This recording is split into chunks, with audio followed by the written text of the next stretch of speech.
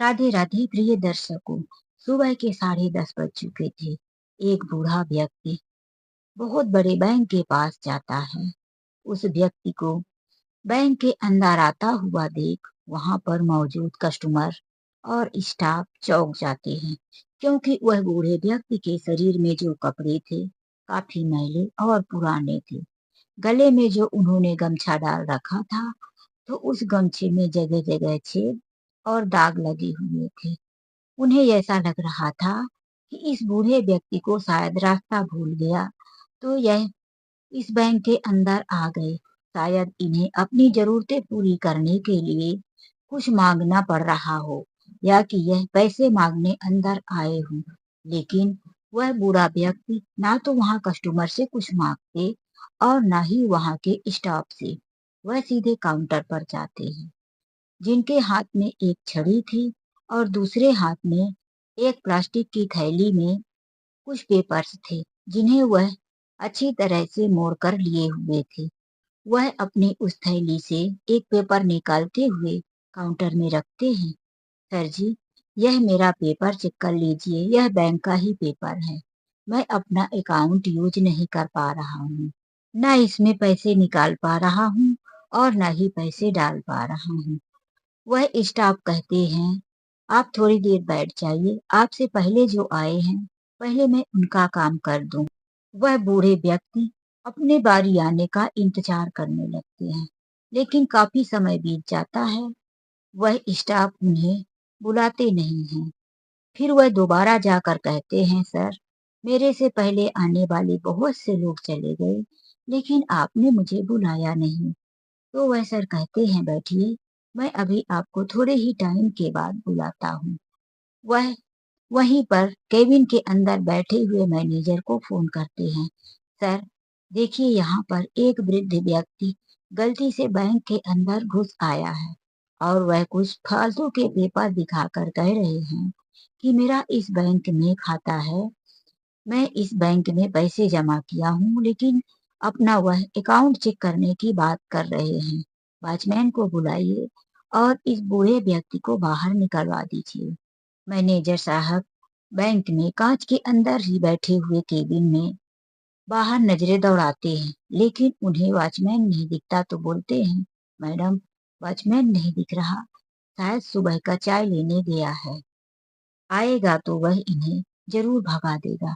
लेकिन जैसे ही watchman bank में अंदर आता है, तो वह बूढ़े व्यक्ति को देखकर खुद ही उनके पास चला जाता है, जो काफी परेशान से लग रहे थे। अपने हाथ में लिए हुए पेपर को उलट पुलट कर रहे थे। वह जाकर पूछता है, क्या काम है सर, किसी से मिलना है? हाँ बेटा, मुझे मेरा अकाउंट चेक करवाना है, क्या तुम मुझे मैनेजर साहब से मिलवा दोगे? तो वॉचमैन मैनेजर साहब की केबिन में जाकर बोलता है, मैनेजर साहब, वह बूढ़े अंकल आपसे मिलना चाहते हैं, उनको अंदर बुलाकर लाऊं? मैनेजर कहता है, नहीं, मुझे पता है वह कब से ये रखे हैं कि मुझे मिलना है, लेकिन तुम्हें दिख नहीं रहा है? ऐसे व्यक्ति का खाता अकाउंट मेरे बैंक में हो सकता है? अरे उनकी हैसियत तो देखो। वह बूढ़ा व्यक्ति मांग कर कहीं से अपना पेट भरता होगा, तो इतने बड़े बैंक में उसने अपना अकाउंट कैसे चालू करवाया होगा? वह गलती से अंदर आ गया है, उसे थोड़ी देर बैठे रहने दो, वह खुद चला जाएगा। यदि नहीं गया तो तुम उसे बाहर का रास्ता दिखा देना।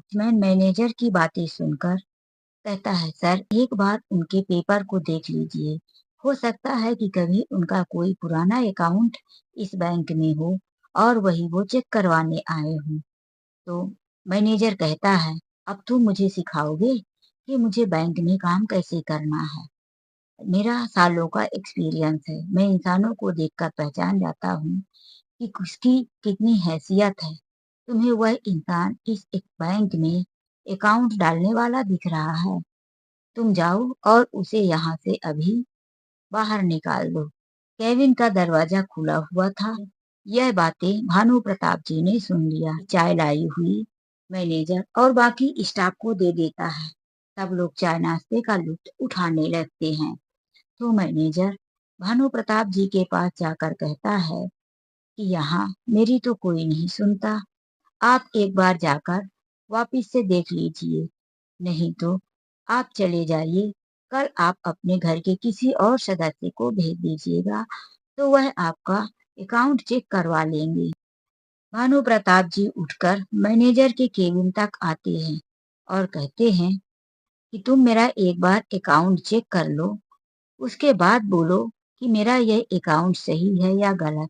अरे एक बार कोशिश तो करो। तुमने तो मेरे पेपर को खोलकर हाथ भी नहीं लगाया। लेकिन वह मैनेजर उनको देखकर उनके बदबू भरे कपड़े, उनके गंदे पेपर को हाथ नहीं लगाता।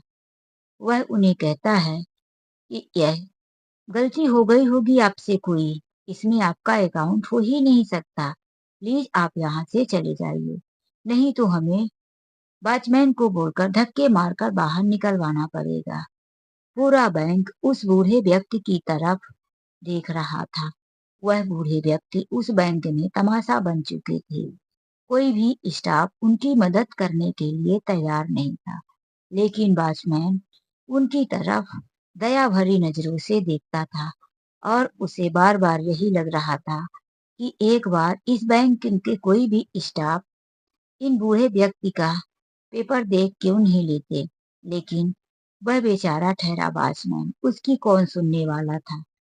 फिर वह बूढ़े व्यक्ति एक दूसरे टेबल पर लाकर अपना पेपर अपनी प्लास्टिक थैली से निकालकर वहीं धम्म से पटकते हैं।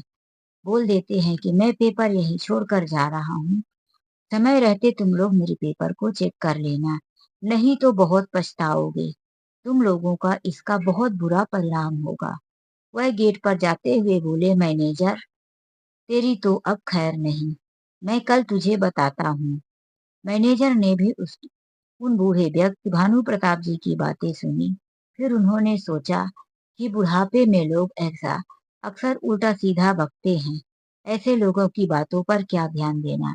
लेकिन जिस काउंटर पर उनका पेपर रखा गया था, उस स्टाफ ने उस पेपर को उठाया और उसके अकाउंट नंबर, ईमेल नंबर, सारी चीजें चेक करने लगे तो उसकी आंखें फटी की फटी रह गई। उसने बार बार सब मैच किया तो वह हक्का बक्का सा रह गया था। अरे यह तो कोई और नहीं, बैंक का मालिक है। इस बैंक में इसका 70% का शेयर है। वह तुरंत अपनी कुर्सी से उठा और मैनेजर साहब के केबिन तक गया और बोला, मैनेजर साहब आपने बहुत बड़ी भूल कर दी। यह कोई और नहीं, इस बैंक के मालिक भानु प्रताप जी हैं। देखिए इस बैंक में ये 70% के मालिक हैं। मैनेजर बोले, अरे जाने दो, जो होगा सो देख लेंगे। ऐसे हुलिये में कोई कैसे मालिक बनकर आ सकता है। कोई ऐसे गलत फॉल्स पेपर होगा या कि कहीं पड़ा मिला होगा तो उठाकर चले आए। अभी भी मैनेजर उस वृद्ध व्यक्ति के हुलिये पर भरोसा नहीं कर रहे थे। सब लोग अपने अपने काम पर व्यस्त हो गए। शाम को छुट्टी हुई, सब अपने अपने घर चले गए। दूसरे दिन फिर से 10 बजे बैंक शुरू हो गया और वहां पर कस्टमर लोग आने लगे। सारे स्टाफ अपने अपने कामों में शुरू हो गए।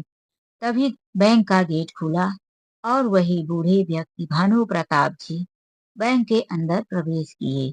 लेकिन आज उनके साथ सूट बूट पहने एक और व्यक्ति था, जो अच्छे साफ सुथरे और महंगे कपड़े पहने हुए थे। उनके हाथ में एक ब्रीफकेस था। दोनों अंदर आए तो वह व्यक्ति कहता है, क्यों आप लोग सर का अकाउंट क्यों नहीं चेक किए। तो स्टाफ पूछते हैं, आप कौन। वह कहता है, मैं ये भानु प्रताप जी का मैनेजर हूँ। आप लोगों ने कल सर के साथ ऐसा व्यवहार किया, अब तो आप लोगों की खैर नहीं। फिर वह बोलते हैं, मैनेजर साहब जरा आप केबिन से बाहर तो आइए। आज मैनेजर को थोड़ा सा डर सा लग रहा था कि शायद मुझसे कहीं कोई गलती तो नहीं हो गई। तभी भानु प्रताप जी के मैनेजर एक पत्र निकालकर बैंक के मैनेजर के हाथ में रखते हैं और बोलते हैं कि आज से आपके इस केबिन के अंदर से छुट्टी। आपको यह कुर्सी मिल गई है तो आप इंसानों को पहचानना भूल गए हैं। आपने कल क्या बोला था कि मेरा इतने सालों का एक्सपीरियंस है, मैं इंसानों को देखकर पहचान लेता हूँ। तो आपने क्या खूब पहचाना सर को। उनके कपड़े, उनकी हुलियों को देखकर आपने उनके पेपर को हाथ भी नहीं लगाया। बैंक में क्या लिखा है कि कस्टमर भगवान के समान होते हैं। सभी कस्टमर समान रूप से आपके बैंक में आते हैं, चाहे वह अच्छा कपड़ा पहन कर आए या कोई सस्ता कपड़ा या फटा पुराना। यदि उन्होंने आपके बैंक में अपना खाता खुलवा लिया है, अपने पैसे जमा कर दिए हैं, लेन देन शुरू किए हैं, तो आपको उन्हें एक समान नजर से देखना है। वह आपके कस्टमर हैं। आप उनके साथ ऊंच नीच का भेदभाव नहीं कर सकते। आपको बैंक के नियमों का पालन करना चाहिए। लेकिन आपने कल पूरे बैंक के नियमों का पूरी तरह से उल्लंघन कर दिया। एक बूढ़े व्यक्ति को गंदे मैले कपड़े पहने हुए देखकर उनके पेपर को हाथ भी नहीं लगाया। आपको शायद उनसे बदबू भी आ रही होगी, इसीलिए आप उन्हें दूर भगाते रहे। बैंक के मैनेजर कहते हैं, मुझे माफ कर दीजिए सर। भानु प्रताप जी कहते हैं कि किस बात के लिए आपको माफ कर दूं। कल आपने जो मुझे यह बोला कि वॉचमैन को बुलाकर बैंक से भगा दूंगा, निकलवा दूंगा। आपने तो मेरा जितना अपमान किया, तो कल ही आपको मुझे इस केबिन से निकाल कर भगा देना चाहिए। लेकिन मैंने आपको कल यहाँ रहने दिया क्योंकि आज मैं पूरा प्रूफ के साथ आया हूँ। उनकी बातें सुनकर मैनेजर अब वहीं ठग से खड़े रह गए। फिर भानु प्रताप जी ने उस स्टाफ को भी डांटा जिसे वह पहले ही अपना पेपर दिखाने गए। बोले, सर यदि आपने मेरा पहला भी पेपर चेक कर लिया होता तो मुझे इतनी दिक्कत क्यों आती। क्यों मैं मैनेजर के पास जाता, क्यों मैं आपका इंतजार करता। वह भी बोलने लगे, सर मुझे माफ कर दीजिए, मुझसे गलती हो गई, मुझे नौकरी से मत निकालिए। भानु प्रताप जी उन स्टाफ को काफी वार्निंग देकर और उन्हें माफ कर दिए, लेकिन मैनेजर साहब को तो अपनी बैंक से निकाल ही दिए। फिर उन्होंने वॉचमैन को बुलाकर पूछा, तुम कितना पढ़े लिखे हो।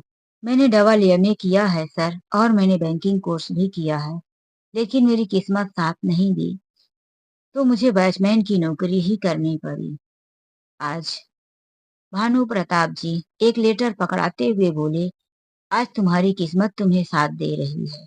जाओ, वह केबिन तुम्हारा इंतजार कर रही है। आज से तुम इस बैंक के मैनेजर हो। लेकिन एक बात का ध्यान रखना कि जैसा मेरे साथ हुआ है, वैसा किसी भी ग्राहक के साथ नहीं होना चाहिए। इस बैंक में किसी के कपड़े पहनावे या रंग रूप को देखकर मान सम्मान इज्जत नहीं देनी चाहिए। हमारे कस्टमर हमारे लिए सब एक जैसे होते हैं, सब समान होते हैं। हमें बैंक के नियमों का पालन करना चाहिए। सबके साथ इज्जत के साथ बात करनी चाहिए। अभी तक जो सारे स्टाफ भानु प्रताप जी की बातें सुन रहे थे, हाथ जोड़कर खड़े थे। सबने हाँ सर यही कह रहे थे। भानु प्रताप जी बोले, हम किसी भी रूप में कभी भी अपने बैंक की देखरेख करने आ सकते हैं। यदि हमें कोई इस बैंक में कुछ बुरा करता हुआ नजर आया तो हम उसे तुरंत नौकरी से निकाल देंगे। इस बात का आप लोग ध्यान रखना। सारे स्टाफ एक साथ बोल पड़े, जी सर, गलती के लिए माफी sir, sorry sir, sorry sir. Bhanu Pratap ji bank से चले गए। सब अपने अपने कामों में जोर शोर से व्यस्त हो गए। दोस्तों, इस कहानी के माध्यम से किसी का अपमान पहुंचाने का मेरा कोई मतलब नहीं। इस कहानी का मात्र यही उद्देश्य है कि चाहे कोई गरीब हो या अमीर हो, यदि किसी जगह कस्टमर बनकर जाता है तो उनके साथ समान रूप से उनका मान सम्मान देना चाहिए।